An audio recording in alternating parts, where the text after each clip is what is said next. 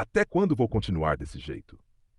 Essa pergunta ecoa na minha mente há anos, como um mantra involuntário, um lembrete constante de que algo está errado. Eu sou a procrastinação personificada, o adiamento em forma humana. E hoje, sentado aqui, olhando para o relógio que avança implacavelmente, decidi finalmente escrever sobre isso. Não porque eu queira, mas porque preciso. Porque talvez ao colocar essas palavras no papel, eu consiga entender por que insisto em sabotar a mim mesmo.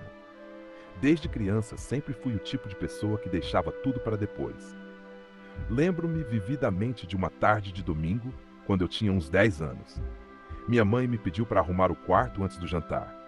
Eu concordei, é claro, mas na minha cabeça havia tempo de sobra.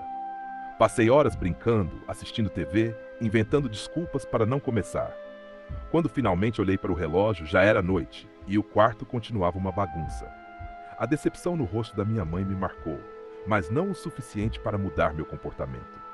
No colégio, a procrastinação se tornou minha companheira constante. Trabalhos escolares eram deixados para a última hora, e eu sempre encontrava uma maneira de justificar meu adiamento. Eu trabalho melhor sob pressão, eu dizia para mim mesmo, como se isso fosse uma virtude.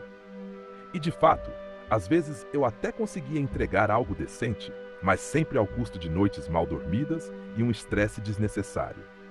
Na faculdade, a coisa só piorou. As responsabilidades aumentaram, mas minha capacidade de lidar com elas não acompanhou o ritmo. Eu passava horas procrastinando nas redes sociais, assistindo vídeos aleatórios ou simplesmente perdido em pensamentos improdutivos.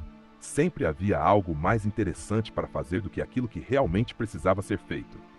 E, quando finalmente me sentava para estudar ou escrever um trabalho, minha mente parecia se rebelar, distraindo-se com qualquer coisa que não fosse a tarefa em questão.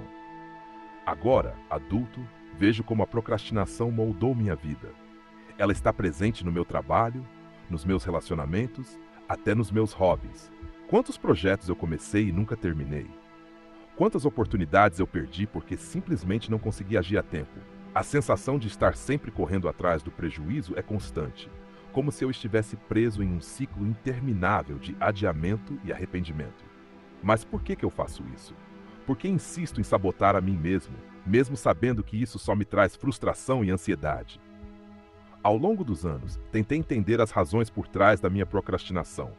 Talvez seja o medo do fracasso, a insegurança de não ser bom o suficiente. Ou talvez seja o contrário, o medo do sucesso, de assumir responsabilidades maiores e não estar à altura. Às vezes acho que é simplesmente preguiça, uma falta de disciplina que eu nunca consegui superar. Já tentei de tudo para mudar. Li livros sobre produtividade, baixei aplicativos de gerenciamento de tempo, criei listas de tarefas intermináveis. Mas no final, sempre acabo voltando aos mesmos velhos hábitos.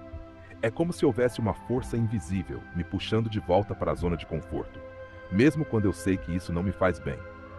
E então aqui estou eu, escrevendo este texto que deveria ter sido feito há semanas. Mais uma vez deixei para a última hora e mais uma vez estou me questionando. Até quando vou continuar desse jeito? Quando vou finalmente assumir o controle da minha vida e parar de adiar o inevitável? A verdade é que não tenho todas as respostas. Sei que a mudança não acontece da noite para o dia e que superar a procrastinação é um processo contínuo. Mas talvez, só talvez, ao reconhecer meu problema e compartilhá-lo com o mundo, eu esteja dando o primeiro passo em direção a uma vida mais produtiva e satisfatória. Então aqui está a minha promessa. Vou parar de adiar. Vou enfrentar meus medos, minhas inseguranças e minha preguiça. Vou aprender a valorizar o tempo que tenho e a usá-lo de forma mais sábia. Porque no final das contas, a vida é muito curta para ser desperdiçada em procrastinação.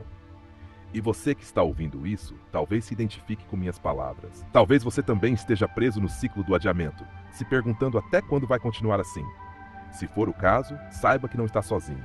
E juntos, talvez possamos encontrar a força para mudar. Porque no fundo, todos nós merecemos uma vida plena, livre das correntes da procrastinação.